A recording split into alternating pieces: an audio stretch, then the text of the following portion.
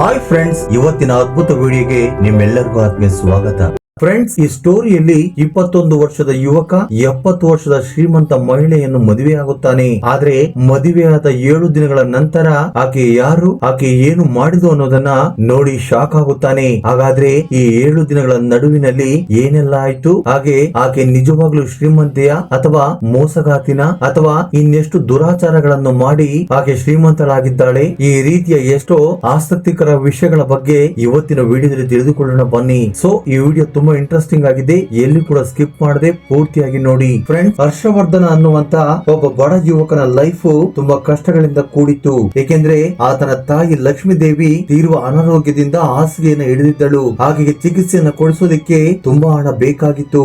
ಮತ್ತೊಂದು ಕಡೆ ಅವನ ತಂಗಿ ಲಲಿತಾ ತುಂಬಾ ಚೆನ್ನಾಗಿ ಓದ್ತಾ ಇದ್ಲು ಮತ್ತು ಆಕೆ ಮುಂದಿನ ಎಜುಕೇಶನ್ಗೆ ಅವಳೊಂದು ಪ್ರತಿಷ್ಠಿತವಾದಂತ ಕಾಲೇಜಿನಲ್ಲಿ ಸೀಟ್ ಅನ್ನ ಪಡೆಯಬೇಕಾಗಿರುತ್ತೆ. ಇನ್ನು ಈ ಹರ್ಷವರ್ಧನ ಅನ್ನುವಂತ ಯುವಕ ಲಾ ಮಾಡ್ತಾ ಇದ್ದಾನೆ. ಆದ್ರೆ ಈಗ ಅವನ ಸದ್ಯದ ಪರಿಸ್ಥಿತಿ ಕೇವಲ ಇಂಟರ್ನೆಟ್ ಮಾತ್ರವೇ. ಇನ್ನು ಅವನಿಗೆ ಬರುವಂತ ಆದಾಯದಿಂದಲೇ ಇಡೀ ಫ್ಯಾಮಿಲಿಯನ್ನು ಸಂಭಾಳಿಸೋದು ತುಂಬಾ ಕಷ್ಟಕರವಾಗಿತ್ತು. ಜೊತೆಗೆ ಅವನ ತಂದೆ ಮಾಡಿರುವಂತ ಸಾಲಗಳು ಕೂಡ ಈಗ ಅವನ ತಲೆ ಮೇಲೇನೆ ಬಂದು ಬಿದ್ದಿರುತ್ತವೆ. ಆ ಸಾಲಗಾರರು, ಬಡ್ಡಿ ಗಿರಾಕಿಗಳು, ಅವರ ಬೈಗುಳ ಜಗಳ ಪ್ರತಿದಿನವೂ ಕೂಡ ನಡೀತಾ ಇತ್ತು. ಹೀಗಾಗಿ ಅವನು ಮತ್ತೆ ಸಾಲ ಮಾಡಿ ತನ್ನ ತಾಯಿಗೆ ಚಿಕಿತ್ಸೆ ಕೊಡಿಸೋದು, ತನ್ನ ತಂಗಿಗೆ ಸೀಟ್ ಅನ್ನು ಕೊಡಿಸೋದು ತುಂಬಾ ಕಷ್ಟವಾಗಿತ್ತು. ಒಂದು ದಿನ ಹರ್ಷವರ್ಧನ್ ಒಂದು ಟೀ ಅಂಗಡಿ ಹತ್ರ ಟೀಯನ್ನು ಕುಡಿಯುತ್ತಾ ತನ್ನ ಮನೆಯ ಪರಿಸ್ಥಿತಿಗಳ ಬಗ್ಗೆ, ಮುಂದೇನು ಮಾಡಬೇಕು ಅನ್ನೋದರ ಬಗ್ಗೆ ಆಲೋಚನೆಗಳನ್ನು ಮಾಡ್ತಾ ಇರ್ತಾನೆ. ಆಗ ಅವನಿಗೆ ಅಷ್ಟು ದೂರದಲ್ಲಿ ಯಾರೋ ತನ್ನ ಕಡೆಗೇನೆ ಆಸಕ್ತಿಯಿಂದ ನೋಡ್ತಾ ಇರುವಂತೆ ಅನಿಸುತ್ತೆ. ಹೀಗಾಗಿ ಹರ್ಷವರ್ಧನ್ ನಿಧಾನವಾಗಿ ಯಾರಿರಬಹುದು ಅಂತ ಆ ಕಡೆ ನೋಡ್ತಾನೆ. ಸರಿಸುಮಾರು 65 ವರ್ಷದಿಂದ 70 ವರ್ಷ ವಯಸ್ಸಿನವರಾಗಿರುವ ಒಬ್ಬ ಮಹಿಳೆ ತನ್ನನ್ನೇ ನೋಡ್ತಾ ಇರುವುದನ್ನ ಹರ್ಷವರ್ಧನ್ ಗಮನಿಸುತ್ತಾನೆ. ಬಹುಶಃ ಆಕೆ ತುಂಬಾ ಶ್ರೀಮಂತೆ ಇರಬಹುದು ಅಂತ ಅವನಿಗೆ ಅನಿಸತೊಡಗುತ್ತೆ. ಏಕೆಂದ್ರೆ ಆಕೆ ಬೆಲೆ ಬಾಳುವಂತ ಸೀರೆ, ಮೈ ತುಂಬ ಹಾಕಿಕೊಂಡಿರುವಂತಹ ಒಡವೆಗಳು ಮತ್ತು ಆಕೆ ಒಳಗಿರುವಂತಹ ಆತ್ಮವಿಶ್ವಾಸ ಒಂದು ರೀತಿಯ ಲೆವೆಲ್ ಅನ್ನ ತೋರಿಸ್ತಾ ಇರುತ್ತೆ. ಆದ್ರೆ ಹರ್ಷವರ್ಧನ್ಗೆ ಏನು ಕೂಡ ಅರ್ಥವಾಗುತ್ತಿಲ್ಲ. ಆಕೆ ಏಕೆ ನನ್ನನ್ನು ನೋಡ್ತಾ ಇದ್ದಾಳೆ? ಇಷ್ಟೊಂದು ಶ್ರೀಮಂತಳಾಗಿರುವಂತ ಆಕೆ ಈ ರಸ್ತೆಯಲ್ಲಿ ಏನು ಮಾಡ್ತಾ ಇರಬಹುದು? ಅಂಡ್ ನನ್ನಂತ ಸಾಧಾರಣ ವ್ಯಕ್ತಿಯಿಂದ ಆಕೆ ಏನು ಬಯಸುತ್ತಿದ್ದಾಳೆ? ಈ ರೀತಿಯಾಗಿ ಹರ್ಷವರ್ಧನ್ ತಲೆಯಲ್ಲಿ ಹುಳ ಬಿಟ್ಟುಕೊಳ್ಳುತ್ತಾನೆ. ಅಷ್ಟರಲ್ಲಿ ಆಕೆ ಅವನ ಬಳಿಗೆ ಬಂದು, ನಿನ್ನ ಹೆಸರು ಹರ್ಷವರ್ಧನ್ ಅಲ್ವಾ ಅಂತ ಕೇಳ್ತಾಳೆ. ನಿಮ್ಮ ತಾಯಿ ಲಕ್ಷ್ಮೀ ದೇವಿಯವರ ಅನಾರೋಗ್ಯ, ನಿಮ್ಮ ತಂಗಿಗೆ ಒಂದು ಒಳ್ಳೆಯ ಕಾಲೇಜಿನಲ್ಲಿ ಸೀಟು ಮತ್ತು ನಿನ್ನ ತಲೆ ಮೇಲಿರುವಂತ ಬೆಟ್ಟದಷ್ಟು ಸಾಲದ ಬಗ್ಗೆ ಕೂಡ ನನಗೆ ಚೆನ್ನಾಗಿ ಗೊತ್ತು ಅಂತ ಹೇಳ್ತಾಳೆ. ಇನ್ನು ಆಕೆಯ ಮಾತುಗಳನ್ನು ಕೇಳಿದ ಹರ್ಷವರ್ಧನ್ಗೆ ಶಾಕ್ ಆಗುತ್ತದೆ. ನನ್ನ ಬಗ್ಗೆ ಇಷ್ಟೊಂದೆಲ್ಲ ತಿಳಿದುಕೊಂಡಿರುವಂತ ಈಕೆ ಯಾರಿರಬಹುದು ಎಂದು ಅಂದುಕೊಳ್ಳುತ್ತಲೇ, ಮೇಡಮ್ ನೀವು ಯಾರು? ನಾನ್ ನಿಮಗೆ ಹೇಗೆ ಪರಿಚಯ ಅಂತ ಕೇಳ್ತಾನೆ. ಆಗ ಆಕೆ ಹೇಳ್ತಾಳೆ, ನನ್ನ ಹೆಸರು ರಾಜೇಶ್ವರಿ ದೇವಿ, ಬಹುಶಃ ನೀನು ನನ್ನ ಹೆಸರನ್ನ ಕೇಳಿಯೇ ಇರ್ತೀಯ ಅಂತ ಹೇಳ್ತಾಳೆ. ಆಗ ಹರ್ಷವರ್ಧನ್ಗೆ ತಕ್ಷಣ ಅರ್ಥವಾಗುತ್ತೆ, ಈಕೆ ರಾಜೇಶ್ವರಿ ಗ್ರೂಪ್ ಆಫ್ ಇಂಡಸ್ಟ್ರೀಸ್ ನ ಮಾಲೀಕಳು ಅಂತ. ಆಕೆ 16 ಕಂಪನಿಗಳನ್ನು ನಡೆಸ್ತಾ ಇರುವಂತ ಒಬ್ಬ ಬಿಸಿನೆಸ್ ಮ್ಯಾನ್ ಮಹಿಳೆ. ಜೊತೆಗೆ 100 ಕೋಟಿ ರೂಪಾಯಿಗಳ ಆಸ್ತಿಯನ್ನ ಹೊಂದಿರುವಂತ ಆಗರ್ಭ ಶ್ರೀಮಂತೆ. ಅಷ್ಟೊಂದು ದೊಡ್ಡ ಶ್ರೀಮಂತಿಯಾದ ಈಕೆ ಈ ರಸ್ತೆಯಲ್ಲಿ ಏನು ಮಾಡ್ತಾ ಇರಬಹುದು? ಅಂಡ್ ನನ್ನ ಬಗ್ಗೆ, ನನ್ನ ಡೀಟೇಲ್ಸ್ ಎಲ್ಲವೂ ಕೂಡ ಈಕೆಗೆ ಹೇಗೆ ಗೊತ್ತಾಯ್ತು ಅಂತ ಕನ್ಫ್ಯೂಸ್ ಆಗುತ್ತಾನೆ. ಕನ್ಫ್ಯೂಸ್ ಅಂತ ಹರ್ಷವರ್ಧನ್, ಮೇಡಮ್ ನನ್ನಿಂದ ನಿಮಗೇನಾಗಬೇಕು ಎಂದು ಕೇಳ್ತಾನೆ. ಆಗ ರಾಜೇಶ್ವರಿ ದೇವಿ ದೀರ್ಘವಾಗಿ ಉಸಿರನ್ನು ಎಳೆದುಕೊಂಡು ಮ್ಯಾರೇಜ್ ಅಂತಲೇ. ಇನ್ನು ಆ ಮಾತುಗಳನ್ನು ಕೇಳಿದಂತ ಹರ್ಷವರ್ಧನ್ಗೆ ನನ್ನ ಕಿವಿಗೆ ಏನೋ ತಪ್ಪಾಗಿ ಕೇಳಿಸಿರಬೇಕು ಅಂದ್ಕೊಳ್ತಾನೆ. ಆಗ ಮತ್ತೆ ಅವನು ಸಾರಿ ಅಂತಾನೆ. ಅದಕ್ಕೆ ರಾಜೇಶ್ವರಿ ದೇವಿ, ನೀನು ಕೇಳಿದ್ದು ಕರೆಕ್ಟ್ ಆಗಿದೆ, ನಾನು ನಿನ್ನನ್ನು ಮದುವೆ ಆಗ್ಬೇಕು ಅಂತ ಅಂದ್ಕೊಂಡಿದ್ದೀನಿ ಅಂತ ಹೇಳ್ತಾಳೆ. ಇನ್ನು ಈ ಮಾತನ್ನು ಕೇಳಿದಂತ ಹರ್ಷವರ್ಧನ್ಗೆ ಒಂದು ಕ್ಷಣ ಶಾಕ್ ಆಗಿ ಹೋಗ್ತಾನೆ. ಬಹುಶಃ ಇವರು ತಮಾಷೆ ಮಾಡ್ತಾ ಇರಬೇಕು ಅಂದ್ಕೊಂಡು ಆಕೆ ಈ ಕಡೆ ನೋಡ್ತಾನೆ. ಸರಿ ಸುಮಾರು 65ರಿಂದ 70 ವರ್ಷಗಳಾಗಿರುವಂತ ಈ ಮಹಿಳೆ 21 ವರ್ಷದವನಾಗಿರುವಂತ ನನ್ನನ್ನ ಮದುವೆ ಆಗ್ತೀನಿ ಅಂತ ಇದ್ದಾಳೆ. ಬಹುಶಃ ಇದು ಜೋಕ್ ಅಲ್ಲದೆ ಮತ್ತೇನಿರುವುದಕ್ಕೆ ಸಾಧ್ಯ ಅಂತ ಹರ್ಷವರ್ಧನ್ ನಿಧಾನವಾಗಿ ಆಕೆ ಕಡೆ ನೋಡ್ತಾನೆ. ಆದ್ರೆ ರಾಜೇಶ್ವರಿ ದೇವಿ ತುಂಬಾ ಗಂಭೀರವಾಗಿರ್ತಾಳೆ. ಆಗ ಆಕೆ ಮಾತಾಡ್ತಾಳೆ, ನಾನು ಹೇಳ್ತಾ ಇರೋದು ತಮಾಷೆ ಅಲ್ಲ, ಬೇಕಿದ್ರೆ ಇದನ್ನ ನೀನು ಪ್ರಪೋಸ್ ಅಂದ್ಕೋ. ಒಂದು ವೇಳೆ ನೀನು ನನ್ನನ್ನ ಮದುವೆ ಆದ್ರೆ ನಿನ್ನ ಕಷ್ಟಗಳೆಲ್ಲವೂ ಕೂಡ ಒಂದೇ ಸಾರಿಗೆ ಸಾಲ್ವ್ ಆಗ್ತವೆ. ನಿನ್ನ ತಾಯಿ ಹಾಸ್ಪಿಟಲ್ ಖರ್ಚು ಮತ್ತು ನಿನ್ನ ತಂಗಿ ಎಜುಕೇಶನ್ ಗೆ ಬೇಕಾದಂತ ದುಡ್ಡು, ಜೊತೆಗೆ ನಿನ್ನ ತಂದೆ ಮಾಡಿರುವಂತ ಸಾಲ ಎಲ್ಲವನ್ನು ಕೂಡ ನಾನೇ ತೀರಿಸ್ತೀನಿ ಅಂತ ಹೇಳ್ತಾಳೆ. ಇನ್ನು ಆಕೆ ಮಾತುಗಳನ್ನು ಕೇಳ್ತಾ ಇದ್ದ ಹರ್ಷವರ್ಧನ್ಗೆ ಬಹುಶಃ ಇದೊಂದು ಕನಸಿರಬಹುದು ಅಂತ ಅನ್ಸತೊಡಗುತ್ತೆ. ಆಗ ಅವನು ಆಕೆಯೊಂದಿಗೆ, ಹೌದಾ, ನೀವು ಹೇಳ್ತಾ ಇರೋದೆಲ್ಲವೂ ಸತ್ಯನಾ? ನನ್ನ ಕಷ್ಟಗಳೆಲ್ಲವೂ ಕೂಡ ಪರಿಹಾರವಾಗಿ ಹೋಗುತ್ತಾ? ಸೊ ಹಾಗಾದ್ರೆ ಅದರ ಬದಲಿಗೆ ನಾನು ಏನು ಮಾಡಬೇಕು ಅಂತ ಕೇಳ್ತಾನೆ. ಆಗ ರಾಜೇಶ್ವರಿ ದೇವಿ ಹೇಳ್ತಾಳೆ, ನೀನು ಏನು ಮಾಡಬೇಕಾಗಿಲ್ಲ, ಜಸ್ಟ್ ನೀನು ನನಗೆ ಕಾನೂನು ಬದ್ಧವಾಗಿರುವಂತ ಗಂಡನಾಗಿರಬೇಕು. ಜೊತೆಗೆ ನಮ್ಮಿಬ್ಬರ ಈ ಮದುವೆ ಕೇವಲ ಕಾಗದ ಪತ್ರಗಳಿಗೆ ಮಾತ್ರ ಸೀಮಿತವಾಗಿರುತ್ತೆ ಅಂಡ್ ಇದರಿಂದಾಗಿ ನಿನ್ನ ಲೈಫ್ ಮೇಲೆ ಯಾವ ಕೆಟ್ಟ ಪರಿಣಾಮವೂ ಕೂಡ ಆಗೋದಿಲ್ಲ. ನಿನಗೆ ಈ ವಿಷಯದಲ್ಲಿ ಸಂಪೂರ್ಣವಾದಂತ ಸ್ವಾತಂತ್ರ್ಯವಿರುತ್ತೆ ಮತ್ತು ನಿನ್ನ ಕಷ್ಟಗಳೆಲ್ಲವೂ ಕೂಡ ಪರಿಹಾರವಾಗುತ್ತೆ ಅಂತ ಹೇಳ್ತಾಳೆ. ಇನ್ನು ಮೊದಲೇ ಕಷ್ಟಗಳಿಂದ ತೊಳಲಾಡುತ್ತಿದ್ದಂತ ಹರ್ಷವರ್ಧನ್ಗೆ ಆಕೆ ಈ ಮಾತುಗಳು ಅದ್ಭುತವಾದಂತ ವರದಂತೆ ಕಾಣಿಸತೊಡಗಿತು. ಆದ್ರೆ ಯಾಕೋ ಏನೋ ಗೊತ್ತಿಲ್ಲ, ಅವನೊಳಗೆ ಅವನಿಗೆ ಗೊತ್ತಿಲ್ಲದಂತೆ ಒಂದು ಭಯ ಹುಟ್ಟಿಕೊಂಡಿರುತ್ತೆ. ಈ ರಾಜೇಶ್ವರಿ ದೇವಿ ಫೇಮಸ್ ಬಿಸಿನೆಸ್ ಮ್ಯಾನ್ ಗಳಲ್ಲಿ ಒಬ್ಬಳು. ಆದ್ರೆ ಇಷ್ಟೊಂದು ದೊಡ್ಡ ಶ್ರೀಮಂತೆ ನನ್ನಂತ ಕಡು ಬಡವನನ್ನ ಹೇಗೆ ಮದುವೆ ಆಗಬೇಕು ಅಂದ್ಕೋತಿದ್ದಾಳೆ ಅಂತ ಆಲೋಚನೆ ಮಾಡ್ತಾ ತಡವರಿಸುತ್ತಿರುತ್ತಾನೆ. ಅಷ್ಟರಲ್ಲಿ ರಾಜೇಶ್ವರಿ ದೇವಿ, ನಿಮಗೇನಾದರೂ ಇದರ ಬಗ್ಗೆ ಯೋಚಿಸುವುದಕ್ಕೆ ಕಾಲಾವಕಾಶ ಬೇಕಾ ಅಂತ ಕೇಳ್ತಾಳೆ. ಆದ್ರೆ ಹರ್ಷವರ್ಧನ್ಗೆ ಏನು ಹೇಳಬೇಕು ಅನ್ನೋದು ಅರ್ಥವಾಗುತ್ತಿಲ್ಲ. ಇದರಿಂದಾಗಿ ಅವನು ದೀರ್ಘವಾಗಿ ಉಸಿರನ್ನ ಎಳೆದುಕೊಳ್ಳುತ್ತಾ, ಮೇಡಮ್ ನನಗೆ ಸ್ವಲ್ಪ ಕಾಲಾವಕಾಶ ಕೊಡಿ, ಆಲೋಚಿಸಿ ಹೇಳ್ತೀನಿ ಅಂದಾಗ ರಾಜೇಶ್ವರಿ ಸ್ಮೈಲ್ ಮಾಡ್ತಾ, ನನ್ನ ಈ ಬೇಡಿಕೆ ಕೇವಲ ನಿನಗೆ ಮಾತ್ರ ಶಾಶ್ವತವಾಗಿರುತ್ತೆ ಅಂತ ಅಂದುಕೊಳ್ಳಬೇಡ ಅಂತ ಹೇಳಿ ಅಲ್ಲಿಂದ ತನ್ನ ಕಾರನ್ನು ಹತ್ತಿ ಹೊರಟು ಹೋಗ್ತಾಳೆ. ಆದ್ರೆ ಈ ಕಡೆ ಹರ್ಷವರ್ಧನ್ ಮನಸ್ಸಲ್ಲಿ ಹಲವಾರು ಗೊಂದಲಗಳು, ಪ್ರಶ್ನೆಗಳು ಭುಗಿಲೇಳ್ತಾ ಇರ್ತವೆ. ಈ ಪ್ರಪೋಸ್ ಅಷ್ಟೊಂದು ಸುಲಭನಾ, ಅಥವಾ ಇದರ ಹಿಂದೆ ಯಾವುದಾದರೂ ಯಾರಿಗೂ ಕೂಡ ಗೊತ್ತಿರದಂತ ಪ್ರಭಾವಿಗಳ ಕೈವಾಡವಿದೆಯಾ ಎಂದು ಆಲೋಚನೆ ಮಾಡುತ್ತಾನೆ. ಹತ್ತತ್ರ 70 ವರ್ಷಗಳಾಗಿರುವಂತ ಈ ಶ್ರೀಮಂತ ಮಹಿಳೆ ನನ್ನ ಹತ್ತಿರಕ್ಕೆ ಬಂದು ಈ ರೀತಿ ಕೇಳುವುದು ಅಂದ್ರೇನೆ ಒಂದು ರೀತಿ ಸ್ಟನ್ ರೀತಿ ಇದೆ. ಅವನಿಗೆ ಏನು ನಿರ್ಧಾರ ತೆಗೆದುಕೊಳ್ಳುವುದು ಎಂದು ಆಲೋಚನೆ ಮಾಡುವುದಕ್ಕೂ ಕೂಡ ಅವಕಾಶ ಸಿಗಲಿಲ್ಲ. ಜೊತೆಗೆ ಅವನೊಳಗೆ ಯಾವುದೇ ರೀತಿಯ ಉತ್ಸಾಹ ವಿರೋಧವಿಲ್ಲ. ಕೆಲವು ಲೀಗಲ್ ಡಾಕ್ಯುಮೆಂಟ್ಸ್, ಒಂದು ಸಿಗ್ನೇಚರ್ ಮತ್ತು ಕೆಲವು ಸಾಕ್ಷಿಗಳು ಇವನ ಹಣೆ ಬರಹವನ್ನೇ ಬದಲಾಯಿಸಿ ಬಿಟ್ಟಿದ್ದವು. ಅಂದ್ರೆ ಈ ಹರ್ಷವರ್ಧನ್ 70 ವರ್ಷದ ಶ್ರೀಮಂತ ಮಹಿಳೆಯನ್ನ ಕಾನೂನು ಪ್ರಕಾರ ಮದುವೆ ಆಗ್ತಾನೆ. ಇನ್ನು ಮೊದಲ ಬಾರಿಗೆ ಅವನು ಆ ಬಂಗಲೆಯೊಳಗೆ ಕಾಲಿಡಬೇಕಾದ್ರೆ ಅವನ ಕಣ್ಣುಗಳಲ್ಲಿ ನೀರು ಧುಮುಕುತ್ತಿರುತ್ತವೆ. ಏಕೆಂದ್ರೆ ಅದೊಂದು ಮಾಮೂಲಿ ಬಂಗಲೆ ಅಲ್ಲ, ಅದೊಂದು ಭವ್ಯವಾದಂತ ಅರಮನೆಯ ತರ ಇರುತ್ತೆ. ಎಲ್ಲ ಕಡೆಗಳಲ್ಲೂ ಅತ್ಯಂತ ಬೆಲೆ ಬಾಳುವಂತ ಕಲಾಕೃತಿಗಳಿಂದಾಗಿ ಭವ್ಯವಾದ ಅರಮನೆಯ ರೀತಿ ಕಂಗೊಳಿಸುತ್ತಿದೆ. ಅಲ್ಲಿನ ಗೋಡೆಯ ಕೆತ್ತನೆಗಳು ತುಂಬಾ ಅದ್ಭುತವಾಗಿರುತ್ತವೆ. ಇಂಪಾರ್ಟೆಂಟ್ ಲೈಟ್ ಗಳು, ಸ್ಯಾಂಡಲ್ ಇಯರ್ ಗಳು ಹೊಳಿತಾ ಇದ್ರೆ ನೆಲಕ್ಕೆ ಹಾಸಿರುವಂತ ಇರಾನಿಯನ್ ಕಾರ್ಪೆಟ್ ಗಳು ಅದ್ಭುತವಾದಂತ ಕುಸುರಿಗಳಿಂದ ಜಗಮಗಿಸ್ತಾ ಇರ್ತವೆ. ಇದರಿಂದಾಗಿ ಹರ್ಷವರ್ಧನ್ಗೆ ಹೆಜ್ಜೆ ಹೆಜ್ಜೆಗೂ ಕೂಡ ನಿಶ್ಶಬ್ದ ಆವರಿಸ್ತಾ ಇರುತ್ತೆ. ಆ ಭವನದಲ್ಲಿ ತಂಪಾದ ಗಾಳಿ ಬೀಸ್ತಿದೆ, ಆದ್ರೂ ಕೂಡ ಅದು ಚಳಿಯಲ್ಲ. ಎಲ್ಲ ಕಡೆಗಳಿಂದಲೂ ಕೂಡ ಅದ್ಭುತವಾದಂತ ಸೌಂದರ್ಯ ಕಂಗೊಳಿಸುತ್ತಾ ಇದೆ, ಆದ್ರೂ ಅದು ಸಹಜವಲ್ಲ. ಹಾಗಾಗಿ ಹರ್ಷವರ್ಧನ್ಗೆ ಇದೆಲ್ಲವೂ ಕೂಡ ಕಣ್ಣಿಗೆ ಕಾಣಿಸಿದಂತ ಯಾವುದೋ ಒಂದು ಭಯ ಅಂತ ಅನಿಸತೊಡಗುತ್ತೆ. ಇನ್ನು ಆ ಪ್ಯಾಲೇಸ್ ನಲ್ಲಿರುವಂತಹ ಸೇವಕರು ಒಂದು ರೀತಿ ವಿಚಿತ್ರ ವರ್ತನೆ ಮಾಡುತ್ತಿರುವಂತೆ ಅವನಿಗೆ ಅನಿಸತೊಡಗುತ್ತೆ. ಇನ್ನು ಅಲ್ಲಿನ ಕೆಲಸಗಾರರಲ್ಲಿ ಸೀನಿಯರ್ ಆದಂತಹ ರಘುನಾಥ್, ಅವರ ವಯಸ್ಸು 70 ರಿಂದ 75 ವರ್ಷವಿರಬಹುದು. ಅವರ ಬಾಗಿದ ಬೆನ್ನು ಮತ್ತು ಚರ್ಮ ಸುಕ್ಕುಗಟ್ಟಿದೆ ಅಂಡ್ ಅವರ ಕಣ್ಣುಗಳಲ್ಲಿ ಭಯ, ನಿಗೂಢತೆ ತಾಂಡವಾಡ್ತಾ ಇರುತ್ತೆ. ಇನ್ನು ಸುಭಾಷ್ ಅವರನ್ನ ಏನೇ ಕೇಳಿದ್ರು ಕೂಡ ಆ ವ್ಯಕ್ತಿ ಉತ್ತರ ಕೊಡೋದಕ್ಕೂ ಮುಂಚೆ ಆ ಕಡೆ ಈ ಕಡೆ ಒಂದು ಸಾರಿ ನೋಡ್ತಾ ಇದ್ರು ಅಂಡ್ ಆ ವ್ಯಕ್ತಿಯನ್ನ ಯಾರು ಕೂಡ ನೋಡ್ತಾ ಇಲ್ಲ ಅನ್ನೋದು ಖಾತರಿಯಾದ ನಂತರವೇ ಅವರು ಹರ್ಷವರ್ಧನ್ಗೆ ಉತ್ತರವನ್ನ ಕೊಡ್ತಾ ಇದ್ರು. ಇನ್ನು ಈ ಬಂಗಲಿಯ ಮೇನ್ ಕೆಲಸ ಮಾಡುವವಳು ಕಮಲಮ್ಮ, ಆಕೆ ತುಂಬಾ ಕಡಿಮೆ ಮಾತಾಡ್ತಾ ಇದ್ರು ಅಂಡ್ ಹರ್ಷವರ್ಧನ್ ಆಕೆ ಬಳಿಗೆ ಹೋದಂತ ಸಂದರ್ಭದಲ್ಲಿ ಆಕೆ ಕಣ್ಣುಗಳಲ್ಲಿ ಏನೋ ಒಂದು ರೀತಿಯ ಭಯ ಕಾಣುತ್ತಾ ಇರುತ್ತೆ. ಹಾಗಾಗಿ ಅದು ಭಯವಿರಬಹುದಾ ಅಥವಾ ಏನಾದ್ರೂ ರಹಸ್ಯವಿರಬಹುದಾ ಹರ್ಷವರ್ಧನ್ಗೆ ಗೊತ್ತಿಲ್ಲ. ಇನ್ನುಳಿದಂತೆ ಆ ಬಂಗಲೆ ಇತರೆ ಸೇವಕರು ಕೂಡ ಯಾವಾಗಲೂ ನಿಶಬ್ದವಾಗಿ ಇರುತ್ತಿದ್ದರು. ಮುಖ್ಯವಾಗಿ ಹೊಸದಾಗಿ ಮದುವೆಯಾಗಿ ಬಂದಿರುವಂತ ಈ ಹರ್ಷವರ್ಧನ್ ಜೊತೆ ಆ ಬಂಗಲೆಯಲ್ಲಿರುವಂತ ಯಾರು ಕೂಡ ಸರಿಯಾಗಿ ಮಾತಾಡ್ತಾ ಇರಲಿಲ್ಲ. ಹೀಗಾಗಿ ಆ ಬಂಗಲೆಯಲ್ಲಿ ಎಷ್ಟೇ ಜನ ಇದ್ರೂ ಕೂಡ ಅದು ಯಾವಾಗಲೂ ನಿಶಬ್ದವಾಗಿ ಗಾಢ ಮೌನದಲ್ಲಿರುವಂತೆ ಕಾಣುತ್ತಿತ್ತು. ಇನ್ನು ಆ ಬಂಗಲೆಯಲ್ಲಿ ಸುತ್ತಾಡಿದಂತ ಹರ್ಷವರ್ಧನ್ಗೆ ಹೆಚ್ಚಾಗಿ ಕಾಡ್ತಿದ್ದಂತ ವಿಷಯ ಏನು ಅಂದ್ರೆ ಸದಾಕಾಲ ಯಾವಾಗಲೂ ಕ್ಲೋಸ್ ಆಗಿರುವಂತ 2ನೇ ಮಹಡಿಯ ಅದೊಂದು ರೂಮ್ ನ ಬಾಗಿಲು. ಹೇಳ್ಬೇಕು ಅಂದ್ರೆ 2ನೇ ಮಹಡಿಗೆ ಹೋಗೋದಿಕ್ಕೆ ಅಗಲವಾದ ಮೆಟ್ಟಿಲುಗಳಿದ್ದಾವೆ. ಆದ್ರೆ ಹರ್ಷವರ್ಧನ್ ಆ ಮೆಟ್ಟಿಲುಗಳ ಮೇಲೆ ಹೋಗೋದಿಕ್ಕೆ ಯಾವಾಗ್ಲೇ ಪ್ರಯತ್ನ ಪಟ್ಟರು ಕೂಡ ಯಾರಾದ್ರೂ ಒಬ್ಬರು ಬಂದು ಅವನನ್ನ ತಡಿತಾ ಇದ್ರು. ಸರ್, ಮೇಲೆ ಹೋಗೋದಿಕ್ಕೆ ಪರ್ಮಿಷನ್ ಇಲ್ಲ ಅಂತ ಹೇಳ್ತಾ ಇದ್ರು. ಹೀಗೆ ಒಂದು ಸಾರಿ ಹರ್ಷವರ್ಧನ್ ಆ ಬಂಗಲೆಯ ಸೀನಿಯರ್ ಕೆಲಸಗಾರ ರಘುನಾಥ್ ನನ್ನ ನಾನೇಕೆ ಮೇಲೆ ಹೋಗ್ಬಾರ್ದು ಅಂತ ಕೇಳಿದಾಗ ಅದಕ್ಕೆ ರಘುನಾಥ್ ಏನು ಉತ್ತರ ಕೊಡದೆ ಅಲ್ಲಿಂದ ಸೈಲೆಂಟ್ ಆಗಿ ತಲೆ ಬಗ್ಗಿಸಿಕೊಂಡು ಹೊರಟು ಹೋಗ್ತಾನೆ. 2ನೇ ಅಂತಸ್ತಿನ ಮೆಟ್ಟಿಲುಗಳ ಬಳಿ ಒಂದು ದೊಡ್ಡ ಕೋಣೆ ಇತ್ತು. ಅದಕ್ಕೊಂದು ದೊಡ್ಡ ಬಾಗಿಲು ಸಹ ಇದೆ. ಇನ್ನು ಆ ಏರಿಯಾ ಸಂಪೂರ್ಣವಾಗಿ ಕತ್ತಲಾಗಿದ್ದು ಆ ದೊಡ್ಡ ಬಾಗಿಲಿಗೆ ಒಂದು ದೊಡ್ಡ ಬೀಗವನ್ನು ಸಹ ಹಾಕಲಾಗಿರುತ್ತೆ.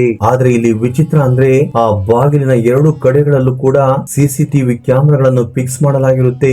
ಇನ್ನು ಅದನ್ನು ನೋಡಿದ ಹರ್ಷವರ್ಧನ್ ಶಾಕ್ ಆಗಿ ಹೋಗ್ತಾನೆ. ಸಿಸಿಟಿವಿ ಕ್ಯಾಮೆರಾಗಳೆಲ್ಲವೂ ಕೂಡ ಮನೆಯಿಂದ ಹೊರಗಡೆ ಇದ್ದಾವೆ. ಆದ್ರೆ ಈ 2ನೇ ಮಹಡಿಯ ರೂಮ್ಗೆ ಮಾತ್ರ ಸಪರೇಟ್ ಆಗಿ 2 ಸಿಸಿ ಕ್ಯಾಮೆರಾಗಳನ್ನ ಏಕೆ ಹಾಕಿದ್ದಾರೆ ಅಂತ ಆಲೋಚನೆ ಮಾಡೋದಕ್ಕೆ ಶುರು ಮಾಡ್ತಾನೆ. ಬಹುಶಃ ಈ 2 ನಂಬರ್ ರೂಮ್ ಅಲ್ಲಿ ಈ ಬಂಗಲೆಗೆ ಸಂಬಂಧಿಸಿದಂತ ಸೀಕ್ರೆಟ್ ಒಂದು ಅಡಗಿಕೊಂಡಿದೆ ಅಂತ ಅವನು ಬಲವಾಗಿ ನಂಬತೊಡಗುತ್ತಾನೆ. ಇನ್ನು ಹರ್ಷವರ್ಧನ್ಗೆ ಹಗಲು ರಾತ್ರಿಯ ಸಮಯದಲ್ಲಿ ಆಗಾಗ ವಿಚಿತ್ರವಾದಂತಹ ಶಬ್ದಗಳು ಕೇಳಿಸ್ತಾ ಇರ್ತವೆ. ಅದೊಂದು ದಿನ ರಾತ್ರಿ ಹರ್ಷವರ್ಧನ್ ಆ ವಿಚಿತ್ರವಾದಂತ ಶಬ್ದವನ್ನ ಕೇಳಿ ಆ ಮಹಡಿಯ ರೂಮ್ ಕಡೆ ಹೋಗೋದಿಕ್ಕೆ ಟ್ರೈ ಮಾಡ್ತಾನೆ. ಆದ್ರೆ ತಕ್ಷಣ ಅಲ್ಲಿಗೆ ಬಂದಂತ ರಘುನಾಥ್, ಯಜಮಾನ್ರೆ ಇಲ್ಲೇನ್ ಮಾಡ್ತಾ ಇದ್ದೀರಿ, ರಾತ್ರಿ ಹೊತ್ತು ನೀವು ಈ ಕಡೆ ಎಲ್ಲ ಬರೋದಿಕ್ಕೆ ಹೋಗ್ಬೇಡಿ ಅಂತ ಹೇಳಿ ಅಲ್ಲಿಂದ ಹೊರಟು ಹೋಗ್ತಾನೆ. ಆದ್ರೆ ರಘುನಾಥ್ ಕಣ್ಣಲ್ಲಿದ್ದಂತ ಭಯವನ್ನ ಹರ್ಷವರ್ಧನ್ ಗಮನಿಸ್ತಾ ಇರ್ತಾನೆ. ಹೀಗಾಗಿ ಅವನು ರಾತ್ರಿ ಎಲ್ಲವನ್ನು ಕೂಡ ಆಲೋಚನೆ ಮಾಡತೊಡಗ್ತಾನೆ. ಆ ಮುಚ್ಚಿರುವಂತ ಬಾಗಿಲಿನ ಹಿಂದೆ ಏನು ರಹಸ್ಯ ಇರಬಹುದು ಅನ್ನುವಂತ ಕುತೂಹಲ ಇವನೊಳಗೆ ಹೆಚ್ಚಾಗ್ತಾ ಹೋಗುತ್ತೆ. ಈ ಭವ್ಯವಾದಂತ ಬಂಗಲೆ ವಿಕ್ರಮ್ ರಾಥೋಡ್ ಅನ್ನುವಂತ ಬಿಲಿಯನರ್ ಒಬ್ಬನಿಗೆ ಸೇರಿದ್ದು. ಆದ್ರೆ ಆತ ಹಲವಾರು ವರ್ಷಗಳ ಹಿಂದೆ ಅನುಮಾನಾಸ್ಪದವಾಗಿ ಸಾವನ್ನಪ್ಪಿದ್ದಾನೆ ಅನ್ನುವಂತ ವಿಷಯಗಳು ಕ್ರಮೇಣವಾಗಿ ಹರ್ಷವರ್ಧನ್ಗೆ ತಿಳಿತಾ ಹೋಗ್ತವೆ. ಆ ವಿಕ್ರಮ್ ರಾಥೋಡ್ ಈ ದೊಡ್ಡ ಬಂಗಲೆಯಲ್ಲಿ ಸತ್ತು ಹೋಗಿದ್ದಾರೆ ಅನ್ನುವಂತ ವಿಷಯ ಎಲ್ಲರಿಗೂ ಕೂಡ ಗೊತ್ತಾಗಿತ್ತು.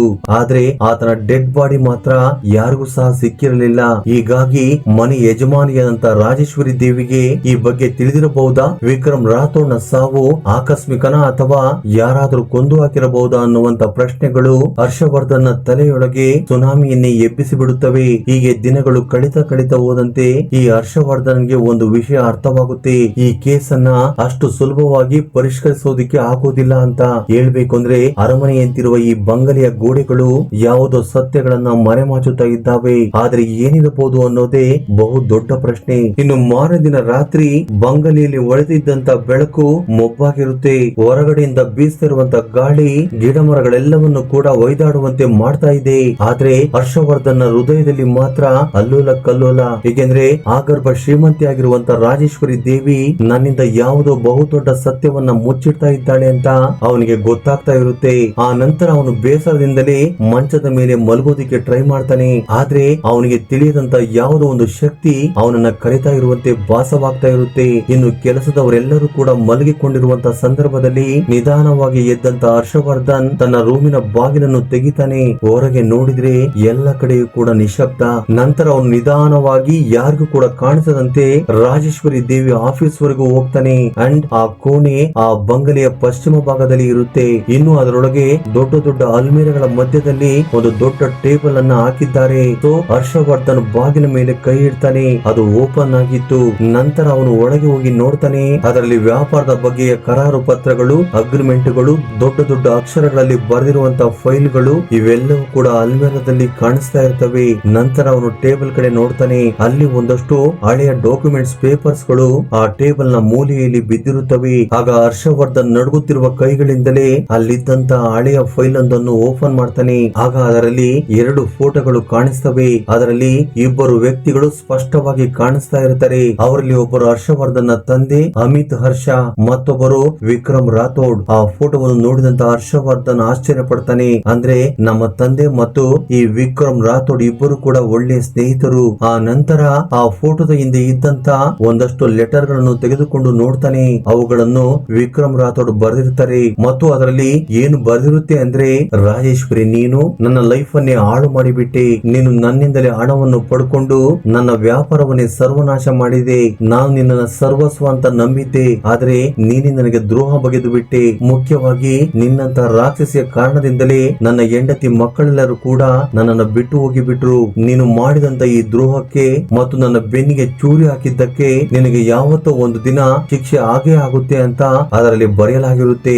ನಂತರ ಹರ್ಷವರ್ಧನ್ 2ನೇ ಪತ್ರವನ್ನು ಓಪನ್ ಮಾಡ್ತಾನೆ. ಅದರಲ್ಲಿ ಈ ರೀತಿಯಾಗಿ ಬರೆದಿರ್ತಾರೆ, ನಾಳೆ ದಿನ ಒಂದು ವೇಳೆ ನಾನು ಬದುಕದೇ ಇದ್ದರೆ ಅದಕ್ಕೆ ರಾಜೇಶ್ವರಿ ಬಿಟ್ಟು ಬೇರೆ ಯಾರು ಕೂಡ ಕಾರಣವಾಗುವುದಿಲ್ಲ.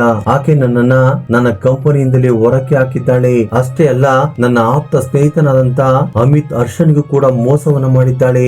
ಈಗ ಮುಂದೆ ಬರೋದನ್ನ ಅನುಭವಿಸದೆ ನನಗೆ ಬೇರೆ ದಾರಿ ಇಲ್ಲ ಅಂತ ಆ ಪತ್ರದಲ್ಲಿ ಬರೆದಿರುತ್ತೆ. ಸೊ ಅದೆಲ್ಲವನ್ನು ಕೂಡ ನೋಡಿದಂತ ಹರ್ಷವರ್ಧನ್ಗೆ ಮೈಂಡ್ ಬ್ಲಾಂಕ್ ಆಗ್ತಾ ಹೋಗುತ್ತೆ.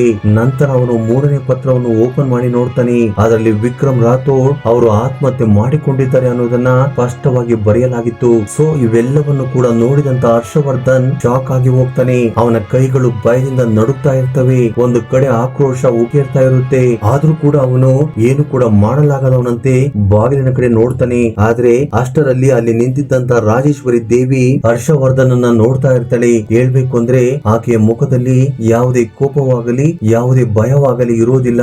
ಬದಲಾಗಿ ಆಕೆ ತುಂಬಾ ಶಾಂತವಾಗಿದ್ಲು. ಕೊನೆಗೂ ನೀನು ಇವನ್ನೆಲ್ಲ ನೋಡೇ ಬಿಟ್ಯಾ ಅಂತ ಕೇಳ್ತಾಳೆ. ಆಗ ಅವಳ ಧ್ವನಿ ಪ್ರಶಾಂತವಾಗಿ ದೃಢವಾಗಿರುತ್ತೆ. ಇನ್ನು ಆಕೆಯ ಮಾತುಗಳನ್ನ ಕೇಳಿ ಹರ್ಷವರ್ಧನ್ಗೆ ಕೋಪ ಉಕ್ಕೇರುತ್ತೆ. ಈ ಮದುವೆ ಕೇವಲ ಒಪ್ಪಂದ ಮಾತ್ರವಲ್ಲ, ಅದರ ಹಿಂದೆ ಸೇಡಿದೆ, ಹೇಳಿಕೊಳ್ಳಲಾಗದಂತ ದ್ವೇಷವಿದೆ ಅಲ್ವಾ ಅಂತಾನೆ. ನಿಜ ಹೇಳ್ಬೇಕಂದ್ರೆ ನೀವು ನನ್ನ ತಂದೆ ಮೇಲಿನ ಸೇಡಿಗಾಗಿ ಈ ಮದುವೆಯನ್ನ ಮಾಡಿಕೊಂಡಿದ್ದೀರಿ ಅಲ್ವಾ ಅಂತ ಕೇಳ್ತಾನೆ. ಆದ್ರೆ ರಾಜೇಶ್ವರಿ ದೇವಿ ಮಾತ್ರ ಏನು ಉತ್ತರಿಸದೆ ಸೈಲೆಂಟ್ ಆಗಿ ನಿಂತುಕೊಂಡಿದ್ದಾಳೆ. ಆ ನಂತರ ರಾಜೇಶ್ವರಿ ದೇವಿ ನಿಧಾನವಾಗಿ ಹರ್ಷವರ್ಧನ ಹತ್ರ ಬಂದು, ಹರ್ಷವರ್ಧನ್, ಸತ್ಯವನ್ನ ಎದುರಿಸೋದು ಅಷ್ಟೊಂದು ಸುಲಭವಲ್ಲ.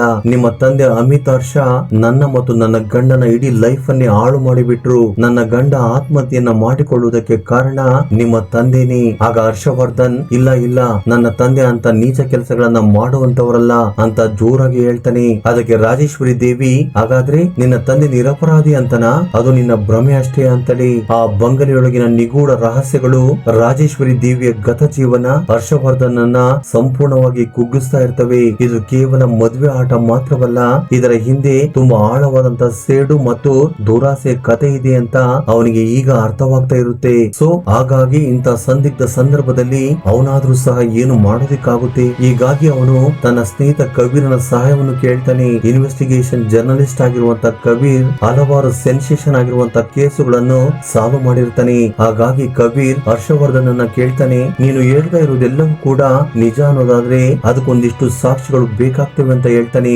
ಹೌದು, ಇಷ್ಟು ಫೇಮಸ್ ಆಗಿರುವಂತ ಒಬ್ಬ ಬಿಸಿನೆಸ್ ವುಮೆನ್ ಅನ್ನ ಅರೆಸ್ಟ್ ಮಾಡಬೇಕು ಅಂದ್ರೆ ಆ ಬಂಗಲೆಯೊಳಗಿನ ಸೀಕ್ರೆಟ್ ಸ್ಟೋರಿಗಳೇ ಅಲ್ಲದೆ ರಾಜೇಶ್ವರಿ ದೇವಿಯನ್ನ ಕೋರ್ಟ್ಗೆ ಕರೆತರಲು ಬೇಕಾದಂತ ಬಲವಾದ ಸಾಕ್ಷಿಗಳು ಬೇಕಾಗುತ್ತೆ ಅಂತ ಹೇಳ್ತಾನೆ. ಆ ನಂತರ ಹರ್ಷವರ್ಧನ್ ಮತ್ತು ಕಬೀರ್ ಸೀಕ್ರೆಟ್ ಆಗಿ ರಾಜೇಶ್ವರಿ ದೇವಿಯ ವ್ಯಾಪಾರ ವ್ಯವಹಾರಗಳನ್ನ ಮತ್ತು ಬ್ಯಾಂಕ್ ಲೇವಾದೇವಿಗಳನ್ನ ಮತ್ತು ಕಂಪನಿಗಳಿಗೆ ಸಂಬಂಧಿಸಿದಂತ ಲೀಗಲ್ ಡಾಕ್ಯುಮೆಂಟ್ಸ್ ಗಳನ್ನ ಕಲೆಕ್ಟ್ ಮಾಡತೊಡಗುತ್ತಾರೆ.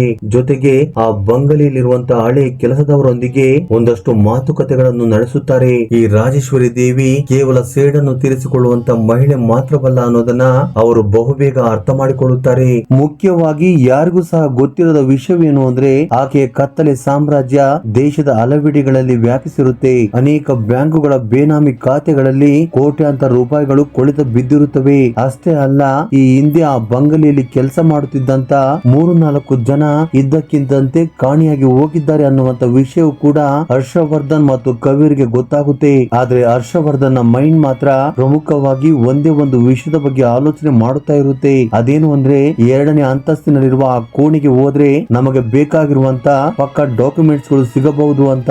ಒಂದಿನ ರಾತ್ರಿ ಯಾರಿಗೂ ಕೂಡ ಗೊತ್ತಾಗದಂತೆ ಹರ್ಷವರ್ಧನ್ ಮತ್ತು ಕಬೀರ್ ಆ 2ನೇ ಮಹಡಿಯ ಕೋಣೆಯೊಳಗೆ ಹೋಗಿ ಬಿಡ್ತಾರೆ. ಅದು ಮಧ್ಯರಾತ್ರಿ 2 ಗಂಟೆಯ ಸಮಯವಾಗಿದ್ದರಿಂದ ಇಡೀ ಬಂಗಲೆ ನಿಶಬ್ದವಾಗಿರುತ್ತೆ. ರಘುನಾಥ್ ಮತ್ತು ಕಮಲಮ್ಮ ಸೇರಿದಂತೆ ಇತರೆ ಕೆಲಸದವರೆಲ್ಲರೂ ಕೂಡ ತಮ್ಮ ರೂಮ್ ಗಳಲ್ಲಿ ಗಾಢವಾದ ನಿದ್ರೆಗೆ ಜಾರಿದ್ದಾರೆ. ಆ ಕತ್ತಲೊಳಗೆ ಟಾರ್ಚ್ ಅನ್ನು ಹಿಡಿದುಕೊಂಡು ಹೊರಟಂತ ಹರ್ಷವರ್ಧನ್ ಮತ್ತು ಕಬೀರ್ ಆ ಸಿಸಿಟಿವಿ ಕ್ಯಾಮೆರಾಗಳ ಕಣ್ಣು ತಪ್ಪಿಸಿ ಹಿಂದಿನ ಬಾಗಿಲ ಪಕ್ಕದ ಕಿಟಕಿಯಿಂದ ಒಳಗೆ ಬಂದಿರುತ್ತಾರೆ. ಆದ್ರೆ ಆ ರೂಮ್ ಒಳಗೆ ಕೊಳೆತ ವಾಸನೆ ತುಂಬಿಕೊಂಡಿರುತ್ತೆ. ಇನ್ನು ಆ ರೂಮಿನ ಒಳಗೆ ಹಳೆಯ ಕಾಗದ ಪತ್ರಗಳು, ವಸ್ತ್ರಗಳು ಮಾತ್ರವಲ್ಲದೆ ಅಲ್ಲೊಂದು ಮೂಲೆಯಲ್ಲಿದ್ದಂತ ಪೆಟ್ಟಿಗೆ ಒಳಗೆ ಕೇವಲ ಮೂಳೆಗಳಿಂದ ತುಂಬಿದಂತ ಒಂದು ಹಳೆಯ ಅಸ್ಥಿ ಪಂಜರ ಕಾಣಿಸಿತು. ಆಗ ತಕ್ಷಣ ಕಬೀರ್ ಟಾರ್ಚ್ ಹಾಕಿ ಅದನ್ನ ನೋಡ್ತಾನೆ ಮತ್ತು ಅದು ಯಾರದ್ದು ಅನ್ನೋದನ್ನ ತಿಳಿದುಕೊಳ್ಳುವುದಕ್ಕೆ ಹಳೆಯ ಫೋಟೋಗಳನ್ನ ತೆಗೆದು ಮ್ಯಾಚ್ ಮಾಡೋದಕ್ಕೆ ತೊಡಗುತ್ತಾರೆ. ಅಲ್ಲಿರುವಂತ ಬಟ್ಟೆಗಳು, ಉಂಗುರ, ಚೈನು, ಒಂದಷ್ಟು ಶೂ ಹೋಲಿಕೆಗಳು ಆ ಅಸ್ಥಿ ಪಂಜರ ವಿಕ್ರಮ್ ರಾಥೋಡ್ದು ಎಂದು ಹೇಳುತ್ತಾ ಇರ್ತವೆ. ಹೇಳ್ಬೇಕು ಅಂದ್ರೆ ವಿಕ್ರಮ್ ರಾಥೋಡ್ ಆತ್ಮಹತ್ಯೆಯನ್ನ ಮಾಡಿಕೊಂಡಿಲ್ಲ. ಅವನನ್ನ ಪ್ಲಾನ್ ಮಾಡಿ ಪ್ಲಾನ್ ಪ್ರಕಾರ ಅವನನ್ನ ಕೊಂದು ಹಾಕಲಾಗಿದೆ. ನಂತರ ವಿಕ್ರಮ್ ರಾಥೋಡ್ ಆತ್ಮಹತ್ಯೆ ಮಾಡಿಕೊಂಡಿದ್ದಾರೆ ಅಂತ ಇಡೀ ಜಗತ್ತನ್ನೇ ನಂಬಿಸಿದ್ದಾರೆ ಅನ್ನೋದು ಈಗ ಹರ್ಷವರ್ಧನ್ ಮತ್ತು ಕಬೀರ್ಗೆ ಅರ್ಥವಾಗುತ್ತೆ. ಇನ್ನು ಆ ದೊಡ್ಡದಾದ ರೂಮ್ ಅಲ್ಲಿ ಒಂದು ಸೀಕ್ರೆಟ್ ಅಂತ ಸ್ಟಡಿ ರೂಮ್ ಕೂಡ ಇತ್ತು. ಅಲ್ಲಿ ಹಳೆಯ ಕಾಗದ ಪತ್ರಗಳು ಮತ್ತು ಫೋಟೋಗಳ ಜೊತೆ ಜೊತೆ ಒಂದು ವಿಡಿಯೋ ರೆಕಾರ್ಡಿಂಗ್ ಕೂಡ ಇತ್ತು. ರಾಜೇಶ್ವರಿಯ ಪತಿ ವಿಕ್ರಮ್ ರಾಥೋಡ್ ಅವರ ಅನುಮಾನಾಸ್ಪದ ಸಾವಿನ ಹಲವಾರು ಪೇಪರ್ಸ್ ಗಳಿಂದ ಬಂದಿದ್ದಂತ ಚಿತ್ರಗಳಿಂದ ಇಡೀ ರೂಮ್ ತುಂಬಿಕೊಂಡಿತ್ತು. ಆದ್ರೆ ಹರ್ಷವರ್ಧನ್ಗೆ ಆಶ್ಚರ್ಯವಾಗುತ್ತೆ, ಅಲ್ಲೊಂದು ಫೈಲ್ ಅಲ್ಲಿ ಅಮಿತ್ ಹರ್ಷ ಅನ್ನುವಂತ ಹೆಸರಿತ್ತು. ವಿಕ್ರಮ್ ರಾಥೋಡ್ ಮತ್ತು ಅಮಿತ್ ಹರ್ಷ ಇಬ್ಬರು ಸೇರಿಕೊಂಡು ಕೋಟ್ಯಾಂತರ ರೂಪಾಯಿ ಬೆಲೆ ಬಾಳುವ ಭೂಮಿಗೆ ಸಂಬಂಧಿಸಿದಂತೆ ಒಂದು ವ್ಯವಹಾರವನ್ನು ನಡೆಸ್ತಾ ಇದ್ರು ಅಂತ ಆ ಫೈಲ್ ನಿಂದ ಗೊತ್ತಾಗುತ್ತದೆ. ಆದ್ರೆ ಅಕ್ರಮವಾಗಿ ಮೋಸ ಮಾಡಿ ದುಡ್ಡನ್ನು ಗಳಿಸುವುದಕ್ಕೆ ಅಮಿತ್ ಹರ್ಷ ನಿರಾಕರಿಸಿದ್ದರಿಂದ ಆತನನ್ನ ಸಾಲಗಾರನಂತೆ ನಿರೂಪಿಸಿ ಆತ ಎಲ್ಲೋ ಹೋಗಿ ಸತ್ತೋಗಿ ಬಿಟ್ಟಿದ್ದಾನೆ ಅನ್ನುವಂತೆ ದಾಖಲೆಗಳನ್ನ ತಯಾರಿಸಲಾಗಿರುತ್ತೆ. ಆದ್ರೆ ಅಸಲಿ ಸತ್ಯವೇನು ಅಂದ್ರೆ ರಾಜೇಶ್ವರಿ ದೇವಿಯ ಅಕ್ರಮ ಸತ್ಯಗಳನ್ನು ತಿಳಿದಂತ ವಿಕ್ರಮ್ ರಾಥೋಡ್ ಆತನ ಸಂಪೂರ್ಣ ಆಸ್ತಿಯನ್ನ ತನ್ನ ಸ್ನೇಹಿತನ ಮಗನಾದಂತ ಹರ್ಷವರ್ಧನ್ ಹೆಸರಿಗೆ ವಿಲ್ ಮಾಡಿರ್ತಾರೆ. ಸೊ ಹೀಗಾಗಿ ಆತನ ಆಸ್ತಿಯನ್ನು ಒಡೆಯುವುದಕ್ಕಂತಲೇ ಈ ರಾಜೇಶ್ವರಿ ದೇವಿ ಕರೆಕ್ಟ್ ಆಗಿ ಪ್ಲಾನ್ ಮಾಡಿ ಅವನನ್ನ ಮದುವೆ ಅನ್ನುವಂತ ಟ್ರಾಪ್ ಒಳಗೆ ಕೆಡವಿರುತ್ತಾಳೆ. ಅಂಡ್ ಆದಷ್ಟು ಬೇಗ ಹರ್ಷವರ್ಧನ್ಗೂ ಕೂಡ ಒಂದು ಗತಿಯನ್ನು ಕಾಣಿಸಿ ಆತನ ಇಡೀ ಆಸ್ತಿಯನ್ನು ಈ ರಾಜೇಶ್ವರಿ ದೇವಿ ಅನುಭವಿಸಬೇಕು ಅನ್ನೋದು ಆಕೆಯ ಪಕ್ಕ ಪ್ಲಾನ್ ಆಗಿರುತ್ತೆ. ಆದ್ರೆ ಇದೆಲ್ಲವನ್ನು ಕೂಡ ನೋಡಿದಾಗ ಹರ್ಷವರ್ಧನ್ಗೆ ಅನಿಸ್ತಾ ಇರುತ್ತೆ, ಇದು ಕೇವಲ ಸೇಡಿನ ಕಥೆಯಲ್ಲ, ಆಸ್ತಿಯ ಕಥೆಯಲ್ಲ, ಮೇಲಾಗಿ ಅದು ನನ್ನ ತಂದೆ ನಿರಪರಾಧಿ ಅಂತ ನಿರೂಪಿಸುವಂತ ಸಂತೋಷದ ಕ್ಷಣವದು. ಹೀಗಾಗಿ ಹೇಗಾದ್ರೂ ಮಾಡಿ ಅದನ್ನ ಹೊರ ಜಗತ್ತಿಗೆ ತಿಳಿಸಲೇಬೇಕು ಅಂತ ಹರ್ಷವರ್ಧನ್ ಡಿಸೈಡ್ ಆಗಿರ್ತಾನೆ.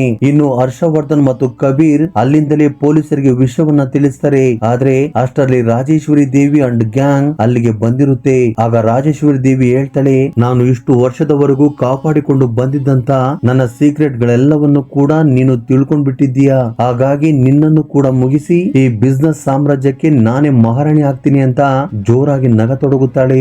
ಜೊತೆಗೆ ತನ್ನ ಗ್ಯಾಂಗ್ ಅನ್ನು ಕೂಡ ಚೂ ಬಿಟ್ಟು ಅವರಿಬ್ಬರನ್ನು ಕೊಲ್ಲೋದಿಕ್ಕೆ ಹೇಳ್ತಾಳೆ. ಆದ್ರೆ ಅಷ್ಟರಲ್ಲಿ ಮೆಸೇಜ್ ರಿಸೀವ್ ಮಾಡ್ಕೊಂಡಿದ್ದ ಪೊಲೀಸರು ಇಡೀ ಬಂಗಲೆಯನ್ನ ಕವರ್ ಮಾಡ್ತಾರೆ. 2ನೇ ಮಹಡಿಯಲ್ಲಿರುವಂತಹ ಸೀಕ್ರೆಟ್ ರೂಮ್ ಕೂಡ ತಲುಪಿರುತ್ತಾರೆ. ಸೊ ಫೈನಲಿ ಬೇರೆಯವರ ಆಸ್ತಿಯಲ್ಲಿ ಮಹಾರಾಣಿಯಂತೆ ಮೆರೆಯುತ್ತಿದ್ದಂತ ಮತ್ತು ಪ್ರೀತಿಯನ್ನು ಕೊಂದ ಕೊಲೆಗಾತಿ ರಾಜೇಶ್ವರಿ ದೇವಿ ಪೊಲೀಸರಿಂದ ಅರೆಸ್ಟ್ ಆಗ್ತಾಳೆ. ಜೊತೆಗೆ ಆಕೆ ಗತಕಾಲದ ದೌರ್ಜನ್ಯ ಕೊಲೆಗಳೆಲ್ಲವೂ ಕೂಡ ಹೊರಗೆ ಬರುತ್ತವೆ. ಇನ್ನು ರಾಜೇಶ್ವರಿ ದೇವಿ ಅರೆಸ್ಟ್ ಆದ ನಂತರ ಪೊಲೀಸರು ವಿಚಾರಣೆಯನ್ನ ಇನ್ನಷ್ಟು ತೀವ್ರಗೊಳಿಸುತ್ತಾರೆ. ಆ ಬಂಗಲೆಯಲ್ಲಿ ವಿಕ್ರಮ್ ರಾಥೋಡ್ ಕೊಲೆಯಷ್ಟೇ ಆಗಿರೋದಿಲ್ಲ, ಆ ಬಂಗಲೆಯ ಸತ್ಯವನ್ನ ತಿಳ್ಕೊಳ್ಳೋದಿಕ್ಕೆ ಹೋಗಿದ್ದಂತ ಹಲವಾರು ಕೆಲಸಗಾರರ ಕೊಲೆಗಳ ವಿಷಯಗಳು ಕೂಡ ಹೊರಬರುತ್ತವೆ. ಆ ನಂತರ ಹರ್ಷವರ್ಧನ್ ಇಷ್ಟೆಲ್ಲ ದಾರುಣಗಳಿಗೆ ಕಾರಣವಾಗಿರುವಂತ ಈ ಬಂಗಲೆಯ ಆಸ್ತಿ ಸಂಪತ್ತು ಯಾವುದು ಬೇಡ ಅಂತ ಅದೆಲ್ಲವನ್ನು ಕೂಡ ಸರ್ಕಾರಕ್ಕೆ ಒಪ್ಪಿಸಿ ಹೊರಕ್ಕೆ ಬರುತ್ತಾನೆ. ಆ ನಂತರ ಅವನು ಕಷ್ಟಪಟ್ಟು ದುಡಿದು ತನ್ನ ತಾಯಿಗೆ ಚಿಕಿತ್ಸೆಯನ್ನ ಕೊಡಿಸುತ್ತಾನೆ ಮತ್ತು ತನ್ನ ತಂಗಿಗೆ ಪ್ರತಿಷ್ಠಿತ ಕಾಲೇಜ್ ಒಂದರಲ್ಲಿ ಸೀಟ್ ಒಂದನ್ನು ಕೊಡಿಸುತ್ತಾನೆ. ಸೊ ಈಗ ಹರ್ಷವರ್ಧನ್ ತನ್ನ ಜೀವನವನ್ನ ಮೊದಲಿನಿಂದ ಶುರು ಮಾಡಿದ್ದಾನೆ. ಆಮೇಲೆ ಅವನು ತನ್ನ ಲಾ ಕೋರ್ಸ್ ಮುಗಿದ ನಂತರ ಒಂದು ಒಳ್ಳೆ ಕೆಲಸಕ್ಕೆ ಸೇರಿ ಲೇಖನ ಅನ್ನುವಂತ ಒಂದು ಸುಂದರವಾದಂತ ಹುಡುಗಿಯನ್ನ ಮದುವೆ ಆಗ್ತಾನೆ. ಆ ನಂತರ ಅವರಿಬ್ಬರ ಲೈಫ್ ಸುಂದರವಾಗಿ ಸಾಗ್ತಾ ಹೋಗುತ್ತೆ. ಸೊ ಫ್ರೆಂಡ್ಸ್, ಈ ವಿಡಿಯೋ ನಿಮ್ಗೆ ಇಷ್ಟವಾಗಿದ್ದರೆ ಲೈಕ್ ನೀಡುವುದನ್ನು ಮರೆಯಬೇಡಿ. Thank you for watching.